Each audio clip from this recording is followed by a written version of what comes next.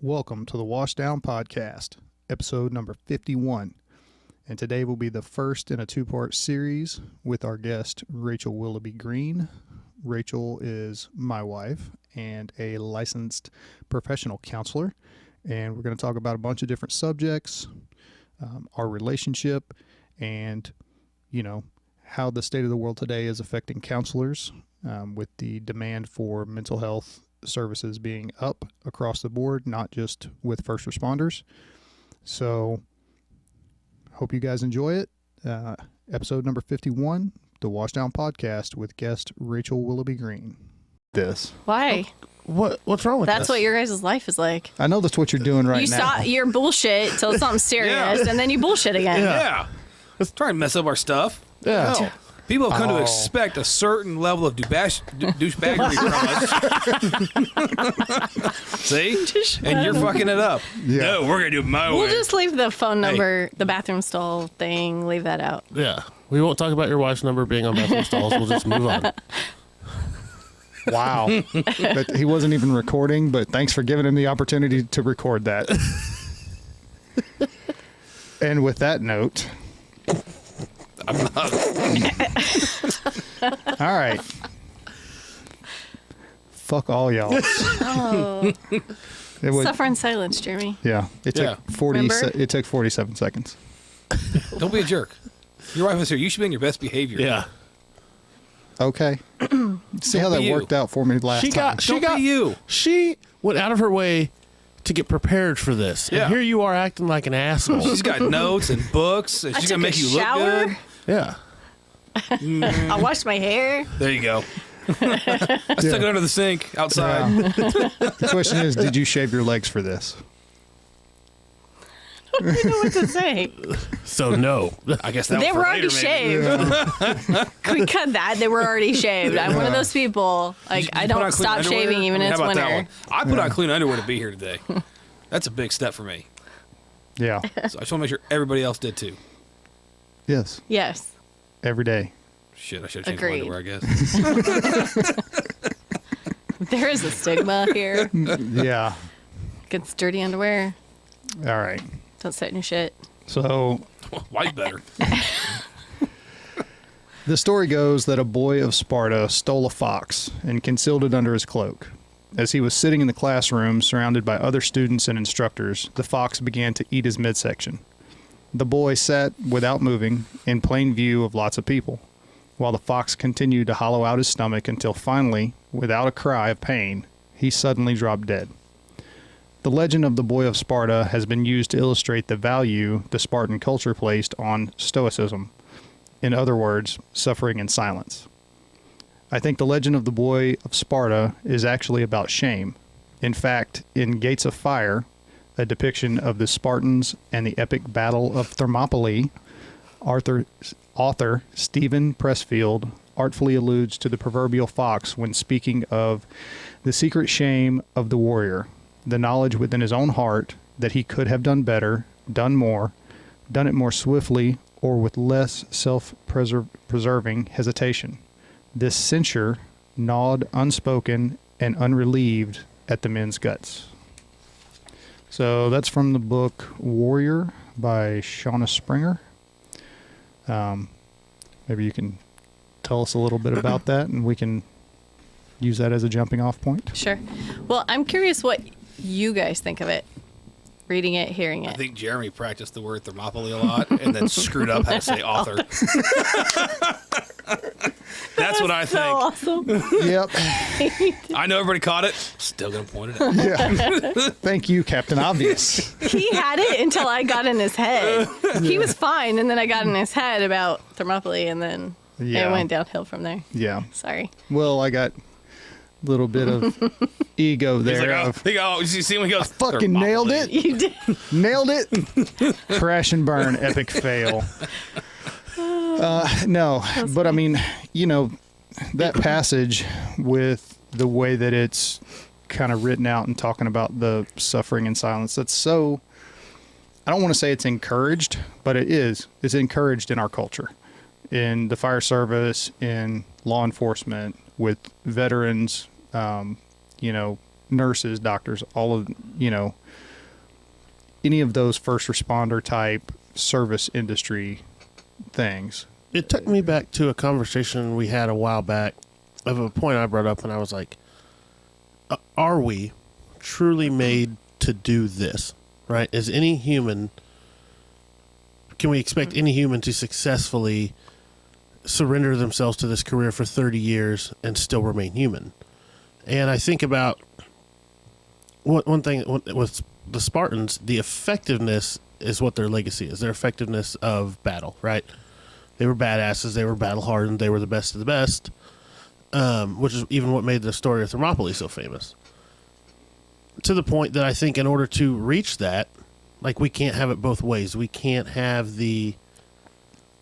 still have human traits and be truly effective in a career such as this. I'm speaking like in just kind of generalized terms, but that's what made them so successful, is they took the humanity out of it and focused on the purpose.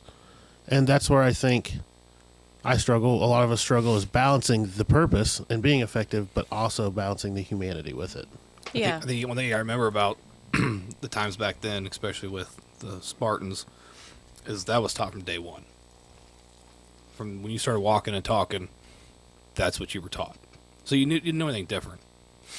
And we're not taught that today. We're not trained from day one to be a police officer, a firefighter, medic, a nurse in the military. Those are all choices we made. And then nobody's really prepared for what you're going to see. And no, we're not built to see that every day. We're just not. And we've chosen these careers because of our morals, and a lot of it's the ethics we've been taught and how we were raised and wherever those influences come from.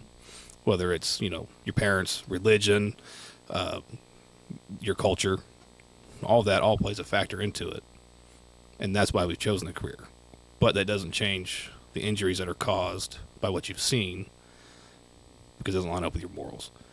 You shouldn't see a kid get beat to death or the after effects of it, because it's not right in your eyes. Is, again, going back to the morals. And that's the problem, where with the Spartans, that was acceptable, and that's because that's how they were taught.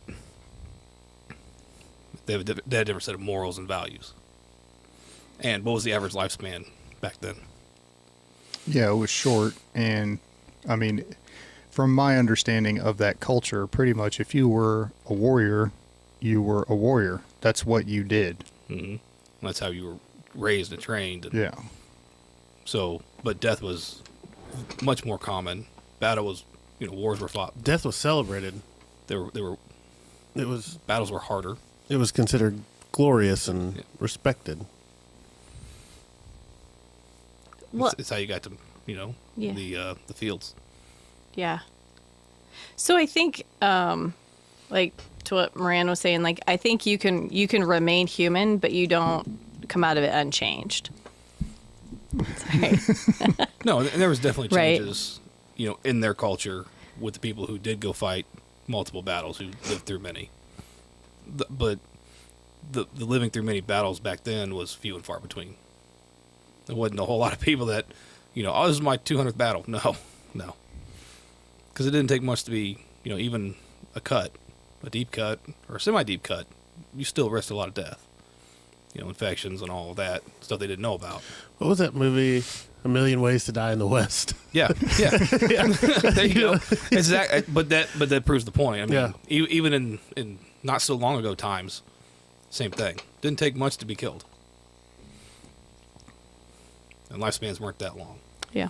And I know that kind of, it seemed like maybe we really dove off your original question, but that's kind of how I looked at it. Like, I looked at it as the effectiveness and the ability to maintain being effective versus showing humanity. Yeah.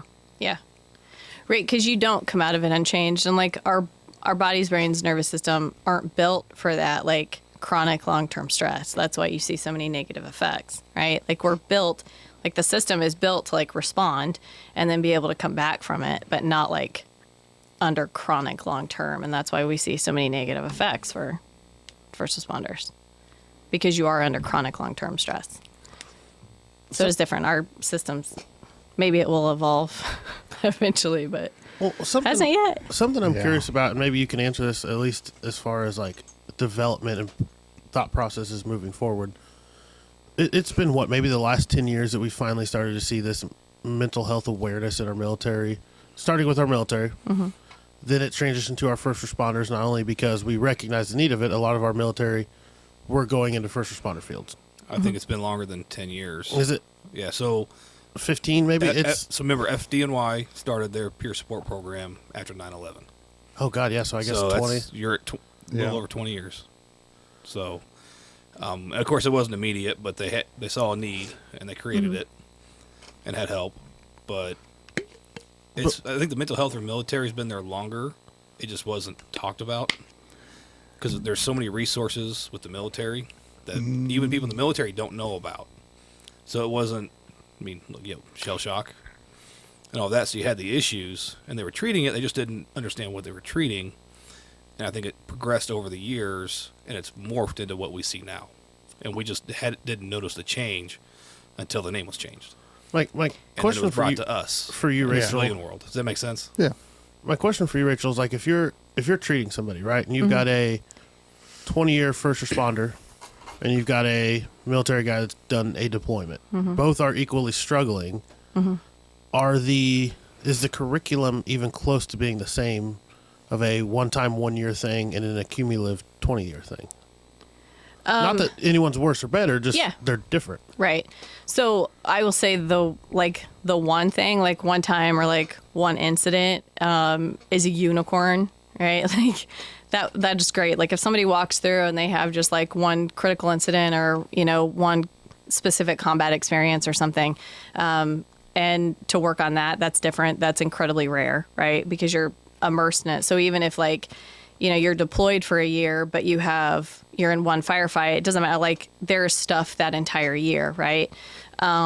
So in the sense that, I would say the difference, because a lot of the stuff is the same. Like if you break it down to like what's happening to the nervous system and the response to it, but what's different for the first responder is because they're going back in, right? Like I can have a first responder sitting in my office and we work on a specific trauma or reprocessing or desensitizing to something, but then they go back on duty or back on shift and they're exposed to something else, right? And so that's the difference between like if I'm working with a veteran who is now in the civilian world versus a first responder who's going out chronically being exposed.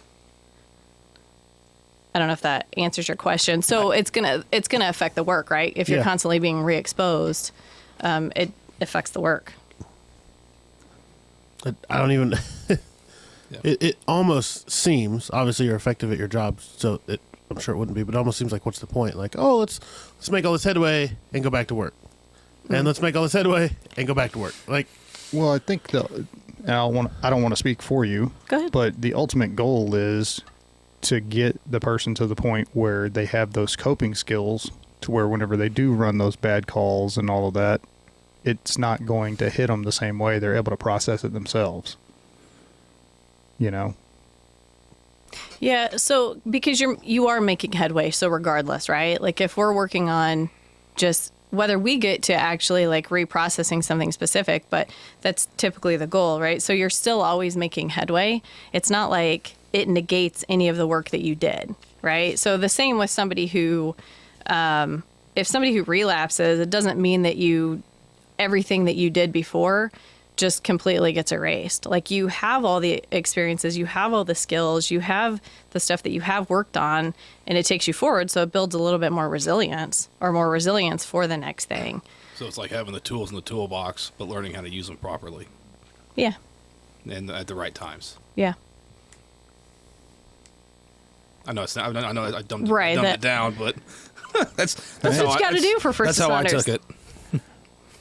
What the actual F? Sorry. What's your next note? You came prepared. You just threw me under the bus. Did I you see what our sure- notes were? Yeah, I saw you write them. We wrote them at the table. Well, I sat with We you talked as you about a wrote 'em. lot of different things. We did. don't act like you know how to read and write, Jeremy. Well, I got my education. In Louisiana, Yes, I did. as the Yankees say it. So let me give an example of this because, so the stellate ganglion block is something that's becoming more. The veteran community was a little bit more aware of it, and now I think the first responder community is becoming more aware of it. So, quick explanation of it is essentially it's an injection of lidocaine into a cluster of nerves that kind of calms the nervous system down. So what it experiences like is kind of almost like a reset of the nervous system. And so when someone gets that and it's helpful and effective, it's kind of like it quiets down that whole fight or flight response. And so what happened, but eventually it wears off, right? Like it doesn't last forever. And so for like a lot of my guys who have had it, they'll, maybe go 6 months or a year or 2 years and feel really great. And then they're so afraid that if the symptoms start to come back, that they're just going to go back to ground zero on it. But really what happens is like, if you think about all of the work that you did because you were able to process stuff appropriately, work it out, your brain could do what it needs to do and what it can do and better night's sleep and all of that to be able to be healthier. So it doesn't erase all of that good stuff. It takes you that much further, so you're more prepared for when it does start to wear off or whatever. Then you can get it again, but if that makes sense. Yeah. I knew nothing about that. It's super cool. Yeah. Obviously, there's research and data out there, and some people have different feelings about it, but it's pretty incredible of how effective it can be and immediately how it quiets down. I think originally it was like used to treat neck pain because of where it is, but So like a gabapentin almost. then Just found all the. then they realized it calms down PTSD symptoms too. So okay, That's actually really fast. I seriously knew nothing about that, and I hate to just like breeze on by it like we all knew something. It's just Yeah. fucking cool. yeah. No, they've been That's pretty making, neat. there's been a lot of strides. I've done quite a bit of research on stuff like that, the stellate ganglion block, the ibogaine, MDMA, mushrooms, the psilocybin stuff. They're starting to actually research that and what it can do for TBI and depression. I spell ganglion. I'm not Oh. going to spell that for you. Google will spell it Like for you. ganglion. I don't know. That's how I make it sense of Ganglion, Yeah. right? I didn't know I was on the spelling bee. I'm not a speller. Yeah. So the SGB. Because everybody likes acronyms, right? Some people like Yeah. acronyms. So they are doing it locally, and then there's kind of the guru guy in Chicago, but it can be done locally. And I will say, like, I know some people, because like through community care, the VA will, once they've paid for it themselves and then shown that it was effective, several veterans have been able to have it then paid for from then on. How do you sign up for the shrooms? That I don't know. I will let you know if there's studies. So as they continue to do studies, right, they look for participants. So that is the thing. You have to be careful, right? And things like ketamine and all that stuff that's out there, and they're getting research behind it, but then some of it is not regulated yet either, or not FDA approved. So you got to be careful because everybody just jumps on the bandwagon, right? I think I'd stay away from the ketamine. I don't want to go down the K-hole. I'll be honest. Well, For depression, there's pretty good. Yeah. So, and for most of Research. these, they're not using recreational amounts. It's small. Like with the psilocybin, it's microdosing. So, like you get none of the psychedelic effects Oh, I'm out. of the psilocybin. I mean, you're talking about like I want a trip. really, really, really small amounts, but you take it every day. And I read an article the other day that says they're in one research study or whatever, they're showing that it can actually regrow white brain matter. So, I mean, obviously more research and everything needs to be done to confirm those and all of that. But I mean, that's pretty And they are. interesting. There's a lot. Yeah. Yeah. There's Because it's basically regrowing part of your body. so I think with the ketamine too. I want to be able to regrow. I'd be more of a daredevil. Like, I lost my leg, so what? It'll grow. Well, and so I think with the ketamine too is it's just also where you're going or who's being. So I always tell people, like, if someone's going to choose that, obviously, like, I don't make a medical recommendation because I'm not a medical doctor. If someone's going to do that, to go to a place that it's being done by a psychiatrist so that everything's being observed, because they run testing and blood work and EKG and all of that stuff, and then are because it interferes with some medications too, right? So it's one of those things that's like getting popular, so you see it out there in random places that are doing infusions, but I would always be really careful. Like, I always tell people, like, your psychiatrist needs to know if you're on meds and how that stuff can interact. But Yeah.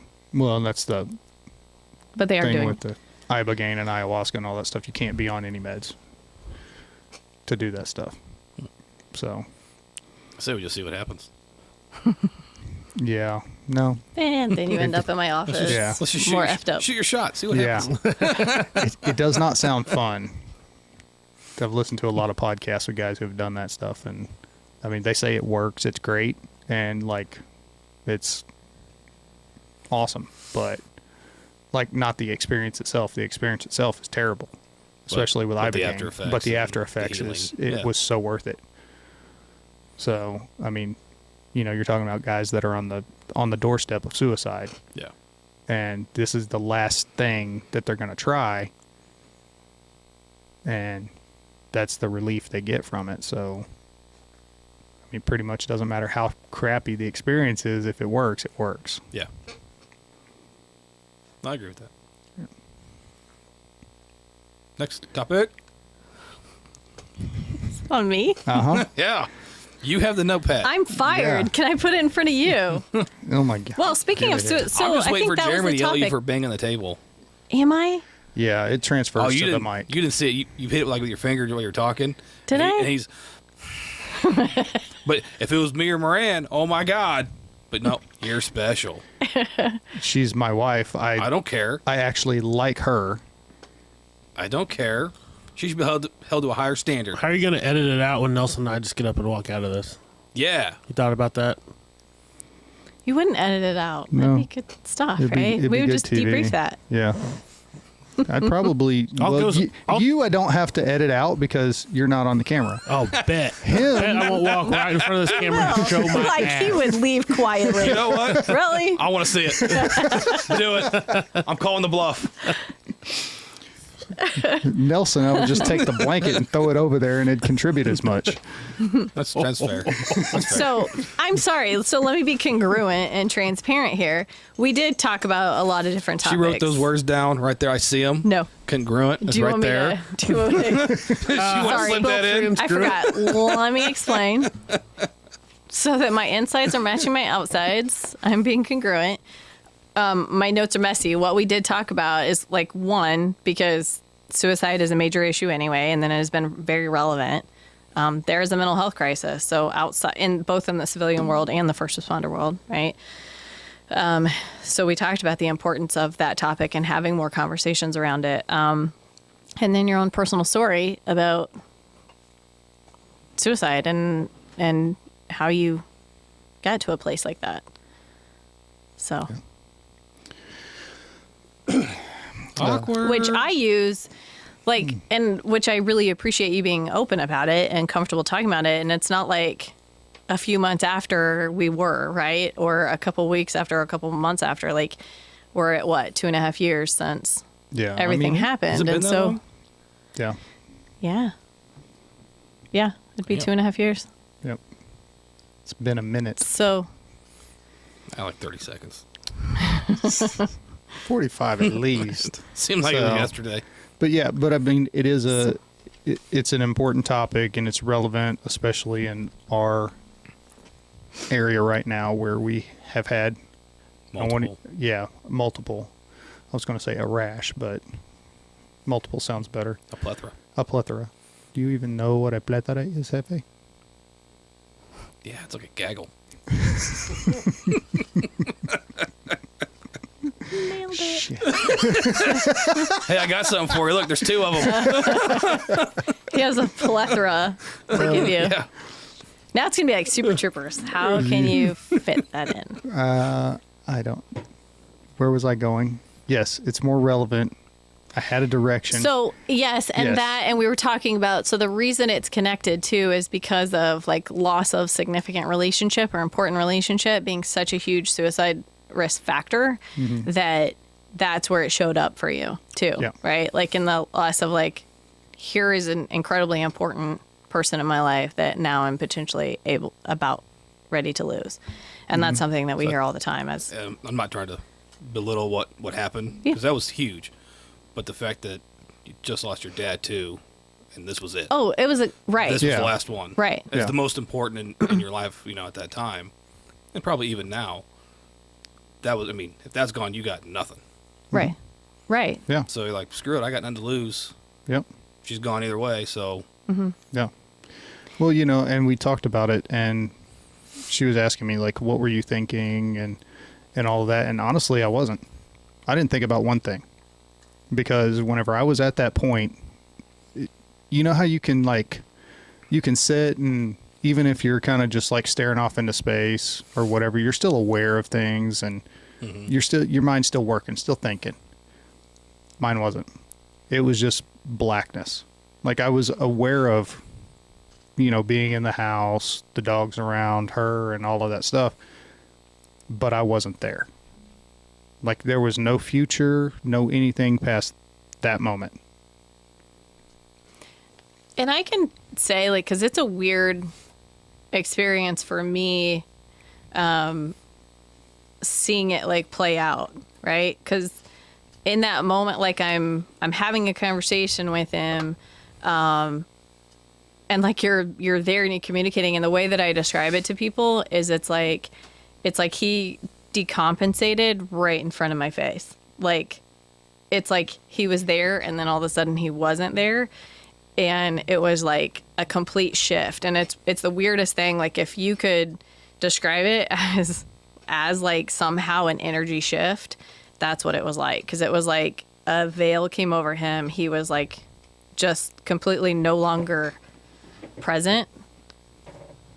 Right. And then I go to walk out the door and I hear a gun rack and I run back and find you with a gun to your head. Yep. So, but it, yeah, that was the experience of it, right? I wasn't in your head, but the experience of it was like you were no longer there Yeah. anymore. Yeah. Would you say that was looking back on it now, how long would you say that Jeremy wasn't there anymore for a while? Was it a 5-minute thing, or was it a 5-month thing, a day thing, a week thing? Well, so in that moment, it was moments. And you know how time slows down, right? Like, you guys have all been in that experience of like a high risk moment, and it's that phenomenon of like time slows. And so it's really hard to judge time. So that was just like moments that felt like a long time, right? But it was probably seconds or minutes. But I don't think he was ever really there, but I didn't know it because that's who I met. Like, I met the person that was somewhat disconnected or like dissociative in some way, right? Because there were parts of him that he hid. So, and I knew that intuitively, right? Because that created discomfort in me. So it's that, like, I always know something's wrong. And this is why, like, I have a lot of spouses come to me who are married to first responders or go through what we went through or go through infidelity, because they're like, what do you do? How do you get this? How are you still married? But so it's like I knew it, but I never had proof or evidence of it, right? It's just that like gut thing that people tend to ignore when we don't have like evidence for it. Mm-hmm. So I would say like there was a part of him that was always like, I didn't see him as him. So like that moment was like you were totally somewhere else. Like that would be, like totally dissociative.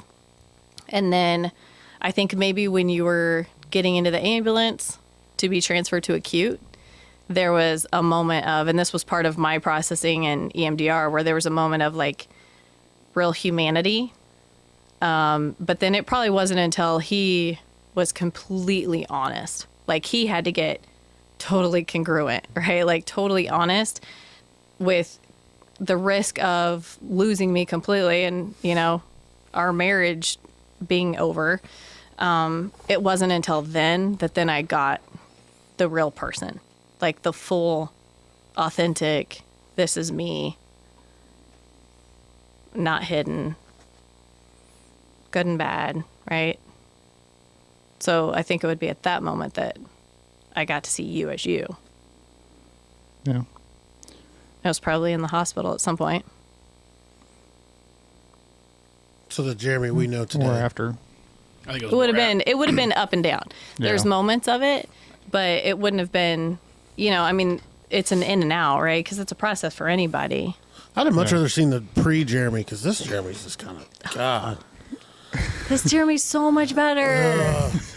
You don't have to do a I podcast don't with know. him. I kind of like drunk Jeremy. We had a lot of fun at the bar back in the day. No, That's my saddest thing is I'll never get to see drunk Jeremy. it's not fun. Yeah, you didn't need to see drunk Jeremy. No, but like fun I'm drunk sure- Jeremy. Like Yeah, fun drunk. Like I'm not sure the you guys Seppi at home. experience. Okay, it's not fun drinking being my 30 married pack. to, right? Being a friend of that is different than being married to it. fair. Yeah. No, I'd agree with that. Yeah. Yeah.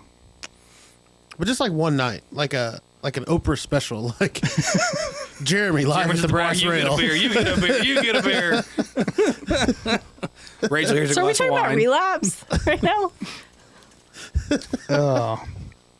We're going to quickly shift So- and go back to. Okay, so, but what I want to say, like when you talked about, because it wasn't just that moment, right? And this is the thing that I always talk to people about suicide risk.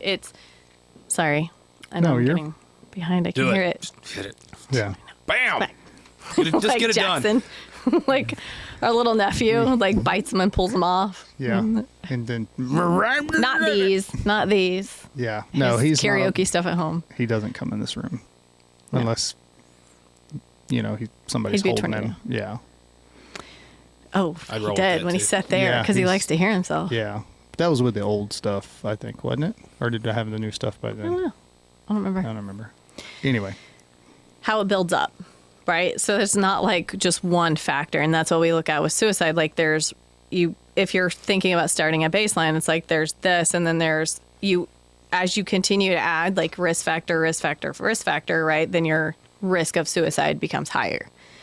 And so that didn't start right then, right? It didn't start when everything came out and I found out about infidelity and all that. That's not when it started. Like if you go all the way back, both, and unfortunately, so many people are dealing with childhood stuff too, right? Which, like a huge percentage of military and first responders don't go into those fields without also having some kind of negative childhood experiences or childhood trauma or neglect. And so, it's like you take that piece and then you add things on top of it, you add experiences on the job, you add lack of sleep, you add negative coping skills, you add substance use, and all of that stuff that just keeps adding up and adding up. Sorry. I know. No, you're because good. I hit it. Yeah, that's why I kind of. Get your Ah, Get your booger grabbers off the stuff. So stop doesn't hitting, make a joke about stop hitting the table and stop hitting the mic. Do you need the blanket? The blanket helps. this. I don't feel James just wants to be like on my camera. Phil. Do you want to switch? No, not at all. Spots. 'Cause I don't Change like to- places. Put your hands in your pockets. Tell the blanket Don't helps. put your hands Like in your it, that's pockets. weird.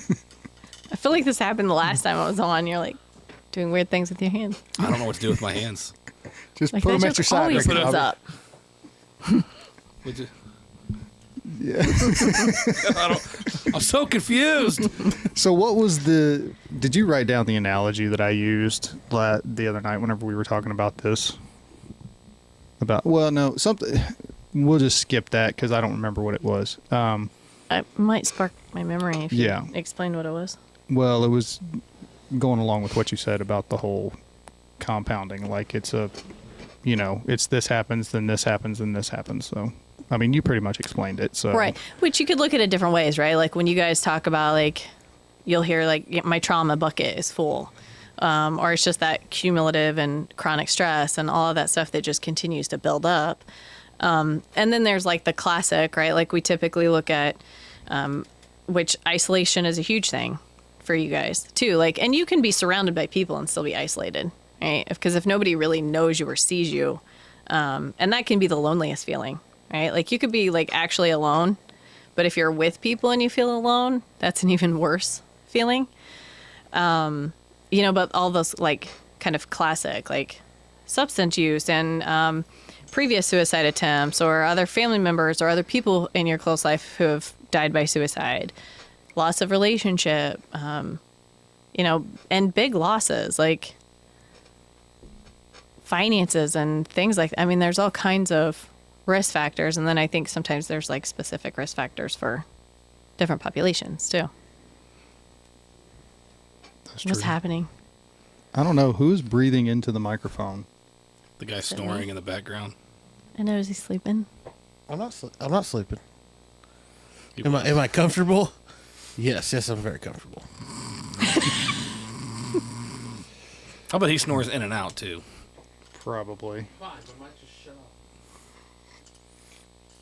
I feel like you're in a bunk room right now. A little bit.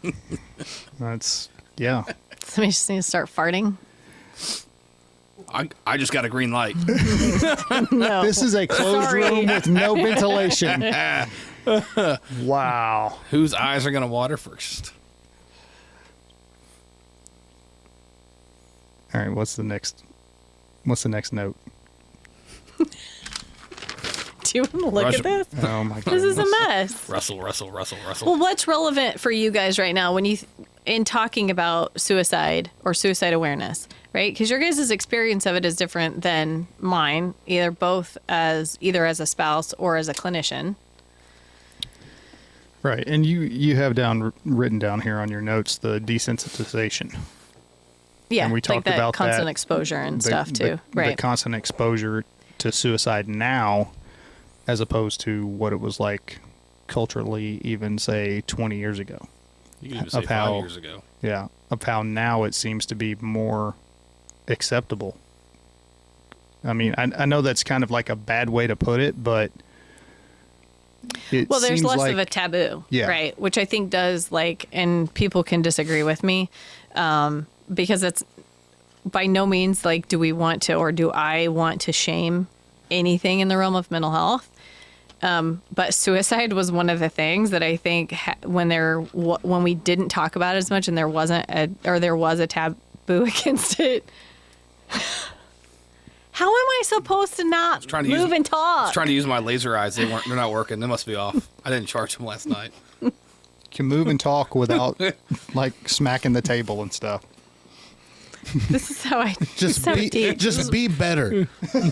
No, this is like being with a bunch of cops right now. So normally, like, I don't Fuck get this stuff you. from. It is counseling. Sorry, everybody knows this. Anybody who I'm counsels. out. No, she called me a cop. I'm out. Sit your ass down. Dare you? We're gonna get you're Anybody gonna who bring real counsels- Chris out. You're gonna bring real Chris out. okay. That's gonna be awesome. I told him he needs to come out for the podcast. Hey, Chris, that's a nice blue hoodie. No, you it's have. like everything that you It is. do It's one of my buddies. It's his is- high school team in Illinois. analyzed. Okay, Yeah. So yes, I'm gonna try to be very still. Now that our tantrum's over. Call me can't a read cop. your handwriting. Nobody can. I really The wanted her. taboo. I Okay. really wanted her Yeah. to send So- that to you. Looking at it, it does There's look like some- a doctor wrote it, though. I will get that. That's what I would just argue. I'm like, I really just wanted there to be doodles on it when she handed it to you. It's basically what it looks like. Scribble, scribble, Just doodle, pictures. doodle. this was from our conversation the other day You got to start using your computer. Just type it out. to apparently, because this was. Copy I and go paste from, to move it. and then I go from session to then show up. So then I didn't set up my computer to type things up. But I think part of it, and I think it's normal and okay to say this because part of this topic, right, is also very personal. And so I think a piece of like us talking about it the other day, because people have asked me that, like, can you talk about it? Or then like, do you need to check in after, like debrief? Like, are you okay? Because it can be activating, right? Like triggering, like whatever word you want to use. So I think a piece of us talking about it too was not just to like talk about what are some of the important pieces, right? Like what actually was going on with you that's helpful for other people to know, or how we have recovered or repaired. Like how the hell are we still married right now? But it's also to be able to talk about it, and then not get all activated by it. Right? Because Right. there was a time that I couldn't, Yeah. or I didn't want to, or I would sit in a session, right? Like, these are topics. So suicide and infidelity comes up a lot. And in the populations that I work with, it comes up a lot. And so, you know, being able to, like, there was a point where that stuff would be triggering for me, and I really had to compartmentalize in sessions. So I think it's important to be able, and that's part of anybody's work, right? Is being able to tell the story as a beginning, a middle, and an end, take from it what was helpful and adaptive, and move forward with it so that you don't get stuck in the really crappy parts of it. Yeah. Because the getting stuck part is the problem. Mm-hmm. It's the not, you know, like you like to say, own your shit. Mm-hmm. So you got to own it, deal with it, and then move on and let it go. You don't need to carry it with you, you know, everywhere you go all the time. Yeah. Because that's what it ends up being, is just a bag of rocks on your back. So being that you do what you do, and then with what happened between you guys, did you have to go talk to somebody as well to get it out and help deal with it? Because it's different to know what to do and how to help somebody get there than do it yourself when you've never had to do it before. Yeah. Oh, totally. Because from the get-go, and I talk to people about this now, even when I, because if I, you know, somebody comes into my office or something, and, you know, like, especially, like, if you guys run a call on somebody you know, right? Like, that is different than running a call on somebody that you don't know. And so sometimes when stuff really hits home, or like when we're seeing these suicides within a department versus running the suicide of a civilian, right? Like, that's different. That hits different. Yeah. And so I remember, like, how grateful I am for you. And I always tell people that now, because I do so much stuff on talking about peer support or working with peer support groups, where it's like, it's essentially what I did, right? Was reach out to peer support. And like, and I knew I could call you, and you showed up, and I knew that you could handle it, right? And I don't remember ever cognitively thinking of any of that stuff. That's what's great about knowing who you can call. Because in the moment, like, I had to, it's a Wow. swing. That's impressive. That sounds like a gong. I thought something just like kicked off. Yeah, I did too. I was like, did you move your HVAC stuff? So fired. Oh my God. She was on a roll too. She's going to get one of the old mics next time. I know. I responded. My point was, I cannot wait till the spouse episode. I know. Be a shit When- show. Who are you kidding? I can't wait to moderate it back here. Because it's gonna be Jane's a amazing. hand talker. I fight to keep my hands still. I need pocket. You- That's what I should have done. You just fail. I mean, I I'm just gonna want get some to handcuffs. See, that's why I sit where I sit. So I can still talk with my hands, but I'm not smacking it. Nobody cares. We're Yeah. not talking about you. We're can't talking do it. about her Okay. and me This and Jane. feels very, like, I can't do. Wow. Now you got a job interview. I know. Okay, so my point was, is I respond to crisis all the time, right? I know how to respond to a crisis. When it's my husband, it's a whole different ballgame. I'm like, but she changes the rules. I got to wrap my head around this. I need a moment. I need a moment to freak the F out so that I can get my head back and then figure out the next steps, right? And to reach out for help. Like, thank God I have a huge support system, so I could reach out for help. I forgot where I was going with all that. You went to therapy. Yes. Yeah. Thank you. Yes. And it was Long for way to get to me. yes. It was a good I know, way. I It was had a a good way. It had point. some scenery. It was enjoyable. Yeah. But that was a long It way. was like- yes. I took And that's the saying country something. road. That's saying something when he tells you it's the long Right. way around. Yeah. I took the country road, not the highway. It's fine. Yeah. So, yes, it wasn't immediate for me. And so this is this was a helpful example for me to understand kind of that delayed response, or like delayed trauma response. Because, so I had people, and obviously, like, I have a lot of friends who are clinicians and stuff. And then I had really good friends who stepped out and said, hey, I've been through this too. Like, this is what it was like for me and my husband. And this is what it was like to go through and to find out about infidelity and stuff. And so I had people who I could really talk to who could normalize it. It wasn't until, and I was one of those people that, like, powered through, right? He's in treatment. I still have to take care of stuff. So I'm helping my sister and her new baby. I'm taking care of my dad. I'm going to work. I'm seeing clients, taking care of the house, the dogs, whatever. which is oftentimes what happens to the spouse, right? Like, you keep working on stuff while your partner is away getting help. We've had many conversations about that where he's out getting better and getting healthy and coming back and, hey, I'm fixed. Yeah. And you're still broke as fuck. Right. I mean, there's no, I'm not even gonna try and put that nicely. I mean, that's just what it is. Yeah. Yeah. Your world's been shattered and you haven't had time to pick up but maybe 2 pieces. Mm-hmm. And you still got to deal with it. Yeah. And now he comes home and he's like, oh, let's start fixing us. And you can't fix us until you fix you. Yeah. And so it was hard. So it was probably 6 months for me before I really realized, I think I had already started therapy, because I knew I needed to. And then I, went to a friend of mine who does neurofeedback, and we kind of did my baseline. And it was obvious that like my nervous system was dysregulated. And I mean, I knew, like, with my sleep and all of that kind of stuff, like, things were off, and I was starting to get really burned out of work and getting, like, super triggered and stuff at work in sessions. And so then, but my first, like, real experience of being flooded and kind of re-experience everything I experienced that day was probably 6 months later. And then that's when I was like, all right, I'm in trouble and I need some extra help, and started doing EMDR around it. But that's typically how it is. And I think and especially for, like, those spouses or partners, like, I'm lucky in the sense that, you've been sober for 2 years, and you have been doing the work, and you did the work, which is huge. But there are a lot of spouses who are married to somebody where it's a really long road, and it's recurrent, and there's relapse after relapse. And I'll be honest, I do want to put money down that it's easier for him to stay on that path because of what you do. And not everybody has that luxury of having that clinician right there at all times. I'm not going to disagree with you. I agree with that, but I think for me, it's easier because of how she treated me.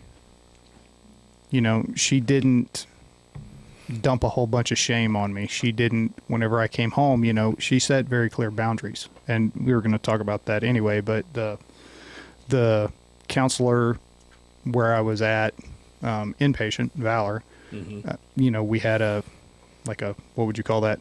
A meeting, dual counseling. Yeah, kind of just a family session or meeting, whatever. Yeah. And, that was one of the things of, hey, you can set these boundaries, and you get to decide what they are. And then, hey, you, dumbass, you have to follow those boundaries. So being able to know what the expectations were, and, it wasn't easy. I'm not saying, that's not what I was saying. That part, well, yeah, let me finish. It wasn't easy, but the way that she handled everything for the most part, and the way that we interacted and that she treated me, that I think is what made it a lot easier for me. Because she could have made it way different, way more difficult. And I think her having the understanding of what you were going through because of the education part and her experience, it all plays. It's all playing in. So you have more going for you than most people because of her and what she does. Yeah. I mean, like, when I go home, my wife's not a clinician. is what I'm saying. I mean, right. So it's different, and she's going to react different because she doesn't have that understanding until it's made perfectly clear. She's got to go through it and fight those demons. And it's just, I think, with her and her knowledge, I'm saying it's easier to stay on that road and not relapse because, one, you're putting the work in because you don't want to disappoint her, but she can also catch something early if you start to head down that path. Like we said, every one step down is 10 steps back to getting right. Right. So she's catching you at half a step when you're starting to show that sign where most of us aren't going to catch that. That makes sense? Yeah. Yeah, but well, you got to put the work in, though. Right. Yeah. And he's got to be, like, you have to tune into being aware of it, right? Because it's like all along the way, and I talked about this with a peer support group and stuff the other day, that, there's this huge span of time from you when stuff started for you to then the point of not wanting to be alive anymore. And it's like all along the way, there's signs, right? And there's stuff that like I knew was wrong, and and it's like I had the suicide talk after when your dad died and you were drinking more, right? I was like, this concerns me. These are risks. Like, are you really okay? You're spending more time at the fire station than you're spending at home. Like, I had all those talks, all of those things that I tell people to talk, right? But you were in such denial. You're like, I'm fine. Suicide's never an option for me. It's never going to be an option for me, right? Mm-hmm. Like, you were that guy until all of a sudden it was an option, which is a lot of people, unfortunately. So I agree. I think there is that part, but then there is a part of like, of humanity that everybody is like capable of. And one of the things that, because a huge part of it is grace. And I know that there's probably got to be some of that is supernatural. There's got to be parts that's also part of me and my personality to give a lot of grace. And that's just been me since I was a little kid. But to see humanity in pain and in suffering, right? Which is why I'm in the field that I'm in, is because that's kind of who I was before I got into the field. But a big piece for me was not like, so Brene, and I can't remember exactly what she said, but somewhere along the lines, whether I was listening to Brene Brown or I read a book, whatever, but she talked about a woman not deriving her power from a man in shame. And I remember sitting at the hospital, like in the waiting room when you were in acute, and how big of a piece that was for me, because it was like, and that was just kind of like echoing in my head, because I could make things worse, right? Like I could really put him down and I could put him in more shame, and I could say how, and I'm not perfect. I had my moments of burning stuff and destroying things, by sending horrible texts, and, you know, I had a lot of bonfires in that like really acute phase. But like, I remember sitting there going, that's not how I want to drive my power, right? Like, I don't want to see you in shame. I don't want to see you in that much pain or not want to be alive for something like this. And so that was the piece that I had to anchor to, of to look across from him, across from a table, and see a person in that much pain and that much vulnerability, that the rest of it mattered, but it didn't matter in the face of that. And that was the piece that I had to anchor to. And then I think obviously from then on, and of course at that point, did I have an awareness of trauma and all of that stuff, but it also doesn't, it's different when it's your own, right? Because that was still like, because I remember there was a time when you were still kind of early on in treatment, kind of in denial, and you're like, you're a therapist, how do you not understand this? And I was like, oh no, I am not a therapist right now, I'm a wife. If looks could kill, I would definitely be dead. But see, yeah. But understanding his side, I can see why he would think that. Right. Yeah. Well, yeah. and I said that, and I think it's, one, trying to hurt you, but two, without saying, he's reaching out for help. Mm. Yeah. He's going to turn to you because he trusts you the most.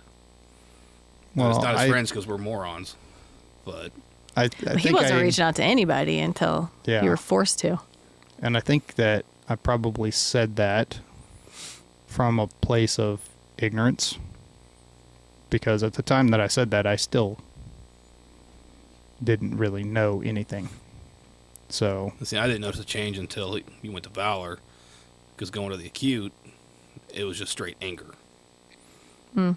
There was shame in there, don't get me wrong, but it was mostly anger, because now he's in the situation he's in, and the only way to get out is to go forward and confront things and do things that you didn't want to do.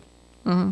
Yeah, and that's a lot of, and this is what happens, right? Because why somebody at that point will get to suicide too? Because it's not about a physical death, right? It's about getting away from that it doesn't feel like there's any other option but to not be alive anymore. It's that release or relief or escape from that pain. Yeah. And so that is huge. And this is what I tell guys. I'm like, you've got to get to a point to be able to build that kind of trust again with your spouse. Like, you've got to get that real. Like, you've got to completely own your shit. And granted, it was safer for him because I did the work to make it safer for him to be that honest, right? And there were times that you still, after treatment, lied about something you didn't need to lie about, right? And I felt like it just kind of like opened stuff back up again. Mm-hmm. But over time, to where you were continuously able to be honest, to be congruent, to own what was going on. And then I had to continue to do the work to be able to create that space, right? Like to give that grace. But I think that piece, like actually going and genuinely being committed to getting help, coming out with realistic expectations, because, and this is across the board, like so many people will go into treatment and then come out going, well, I just did all this treatment, so now I'm home and everything should go back to normal, or you should just forgive me, or, you know, we should sleep in the same bed again, and, you know, whatever. And it doesn't work like that. And so knowing that, like, you've got to deal with your own stuff about it, and then respect the boundaries of the spouse, especially when infidelity has come into play. That was you. That was me. What was that? It was a burp. Yeah, kind of. It sounded like a rattle. It's the carbonation from the sody pop. Yeah. Oh yeah, when Jane weird. comes on, I'm gonna say sody pop a lot. Soda pop? Sweet. That was a really weird noise. He was trying It sounded like he a was trying to snore. stifle it. Yeah. That's right. I know big words too. I thought I was far enough away from the mic it wouldn't pick it up. But My wrong. mom used to do that, and we didn't know what stifle, because my mom would be like, stifle. And so then somebody, you know, one of us siblings figured out what it meant. And so then we were like, you want us to suffocate ourselves? Drama. Yeah. Oh, I thought Maria was girls. snoring. I thought Moran was snoring too. That's what I remember. yeah. Yeah. That boundary piece. But like you were talking about that with the clinician, and who's a fantastic clinician, still in the area, and he and I make a lot of referrals to each other back and forth, and that was a huge piece, and that's a piece that he still gives to, you know, 2 clients and 2 spouses, and it's like reiterating that of, you've got to respect that boundary, right? Because that's a huge piece, and because it really does exist for women, and to be, I mean, so many people can be people pleasers anyway, right? But for women to please, and then this pressure of like what it means to be a wife, and then when you're talking about infidelity anyway, like it stirs up all your vulnerabilities of like not being enough. And so then one of the scariest things to do then is to set that physical boundary, because your fear is that they're going to go out and seek it elsewhere, right? But then that just feeds that cycle, and so for a partner, and I'm talking male and female, it can go across either way, right? Whatever gender. But you respected that, and that was huge, because I needed to like rebuild, like I needed to know that you would respect me in that way, that you would guard my heart in that way. So you're basically starting from the first date Yeah, again. like you're courting again. Yep. Starting from scratch with baggage. Yeah, But at least but you really do but have to like baggage is date out and there. court. Yeah. Right, You're not trying to hide it. right. Yeah. So your shot is better than Yeah. early on when you're in the bullshit honeymoon phase where you're hiding everything. I like Right. the honeymoon phase. Yeah. I don't know if I don't know what I would call our early phase. Yeah. Fun to watch. It was jacked. And I told my therapist that, and I remember her writing that down, because I said it was all bad enough. It was shattering enough to also break the bad. And so I will be forever grateful. If we hadn't stayed together, I would still be forever grateful, because somehow it broke away all of the crappy stuff and the triggers and the patterns that I also had in relationship. And then it was like really validating for me, because I was like, damn it, I knew something was wrong. Like I knew it. Like my gut was right the whole time. Your relationship's definitely been better after Oh yeah. it ever was before. Yeah. Because you guys remember we were Yeah, all it going was to the gym, crazy. and one day it'd be all lovey-dovey, next day you're horrible. daggers. I go guys from across the gym like, man, it's been like 12 hours. What the hell happened? Horrible. It's not a healthy relationship. You saw a movie last night. Yeah. Yeah. It wasn't. You It know, wasn't or healthy. like even lit to the phone call, it'd be, in the bay, lovey-dovey, and then arguing. Like, what the fuck is going on out there? It's kind of like you and Yeah. your cup. Well, the first time sits down nice and easy. Yeah. Next Bam! bam. Yep. Then we got to Hey, yell this at is you. a topic. You can tell I'm activated. No. But and I'm not trying to No, it talk was shit awful. on your early relationship. It was But it insane. was so back and forth. Like it was. Yeah. It was. I mean, there was times I told Jeremy, because she's gonna bitch. I bitch about Jane. Yeah. She bitches about me. It's like I don't give a fuck, dude. I just don't care anymore. Yeah. Break up, don't break up, whatever, man. Do Yeah. you? I'm gonna Yeah. go to bed. Like it's 4 in the afternoon. Yeah, that's how done I am. I'm going to bed. That's a true friend right there. Yeah. But it least was. it was honest. And everybody will say that. Friends, family. Yeah, Like family knew yeah. it, and family knew. I mean, everybody knew something was wrong, right? I mean, but so we never really had a chance until everything came out. But then that's also then the beauty of like post-traumatic growth, where the best of somebody can Yeah. has the It's opportunity a to great come out. example of actually growing Yeah. after it. Yeah, Well, and I think that's the part that a lot of people just kind of skip over or don't highlight, in their own stories or people make this mistake of thinking, okay, well, I have PTSD or PTS or depression or whatever. And they think it's like a life sentence. Stop touching shit. I thought it might help. How is moving the microphone a millimeter going to stop you from slapping the table? You don't get to yell at her. I'm going to yell at her because I'm going home, and I don't care if she's mad at me. It doesn't affect me at all. Anyway, back to what I was saying. That's the topic of, all of these, a lot of podcasts that you watch or TV shows or talks or whatever. They always talk about, the depression, the PTSD, the PTS, this is terrible, this is terrible, this is terrible. Nobody ever really talks about the growth phase afterwards, and that you can go through it. It's not a life sentence. It's kinda like there's a meme out there, and it talks about mistakes. Mm-hmm. So the teacher's writing on the board, 1 times 9 is 9, 2 times 9 is 18, 3 times 9 is 24. And then she goes through the rest of them, and all they point out is the mistakes. Mm-hmm. They don't focus on that she got 8 out The of rest of 8 them, out of right? 9 correct. Yeah. Right. don't even It's just the notice. one that was wrong. And that's Yeah. kind of what we do as a society, really. Right. And this what we do 100 is things right, but you do one thing wrong and you're a piece of shit. Yeah. Well, and take it back to the phrase that has been brought up multiple times. You bat 300 in baseball, you're in the Hall of Fame. Yep. That's 3 out of 10. How is that acceptable? And the pitcher won't ever be there. Yeah. So, but we're hard on ourselves for the patients that we lose or Absolutely. all of that stuff. What could I have done better? Yeah. We never focus on the good calls that we ran where we did get the save, Yeah. or what did I do different here to make it work? It's where did I fuck up at? Yeah. And I think that's common across all. It is. You But know. we all do it. Yeah. And it's trying to look at the positive. Yeah. Well, and that's And why it's hard to change that train of thought. Oh yeah, to celebrate your victories. Yeah. That's a novel idea. Why is Well- that a novel idea? So because usually when you start celebrating your victories, what do people say? You're Oh. bragging, you're boasting, Right. you're beating your chest, you're that Yeah. guy. Yeah. Right. So that's why we don't do that. But I think also that we have to kind of, in our careers, like, it sounds dramatic, but for the most part, error in our careers usually results in death.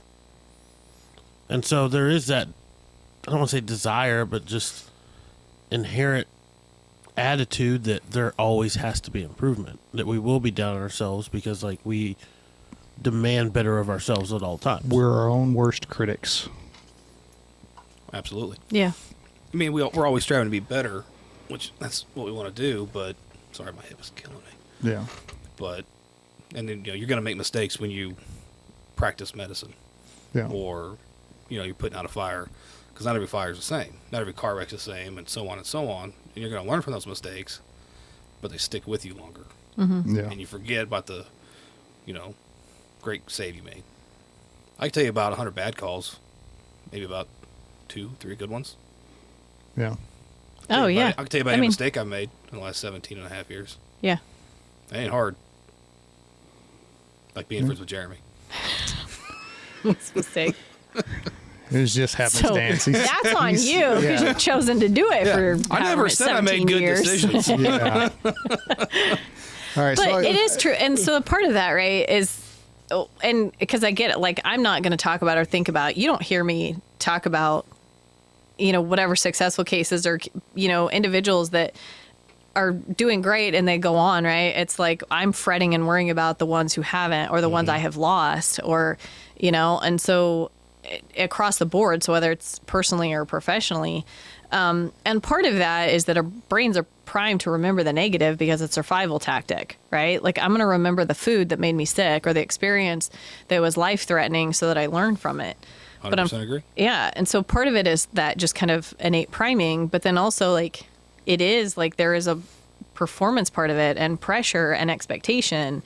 And the suffering in silence and keeping quiet and shame and all of that stuff. So it's a complex piece, but, I think people need to talk about it. Cause again, for like clinicians, there's a ton of shame about if you have a client who's not doing well, or you feel like you messed up, or you lose a client to suicide, how many people you don't hear people talking about that, right? Cause there's a lot of shame in that and loss that unfortunately, so even in that realm, like there's stuff that needs to be where we need to remove a stigma and have safe space to be able to talk about stuff and talk about being human and talk about like that we can't, you can't prevent what you can't predict, and we can't predict everything. And that's a hard piece for people to accept, especially people who are fixers or in the realms of healing. And well, yeah, and I think that your profession is probably in the realm of being a fixer. Kind of. Absolutely. I mean, you guys provide a framework for someone to fix themselves, right? Is that fair to say? Kind of.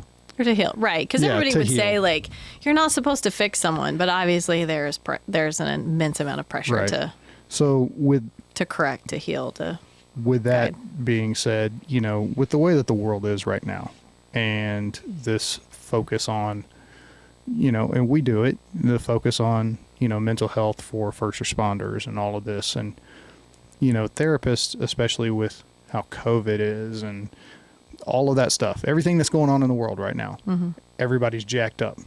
You guys are inundated with, clients and hard cases and all of that stuff.